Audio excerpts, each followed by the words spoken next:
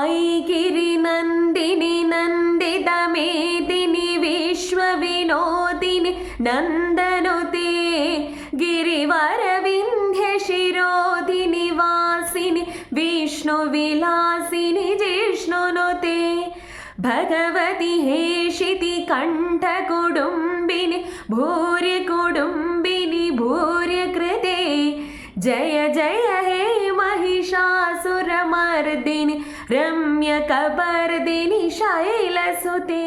ഇപ്പോൾ ഞാൻ ഉരുവിട്ടത് മഹിഷാസുരമർദിനി സ്തോത്രത്തിന്റെ ആദ്യത്തെ സ്റ്റാൻസയാണ് കേട്ടോ. ഇതിന്റെ അർത്ഥം ഇങ്ങനെയാകുന്നു: പർവ്വതനിരകളുടെ പുത്രിക്ക് പ്രണാമം.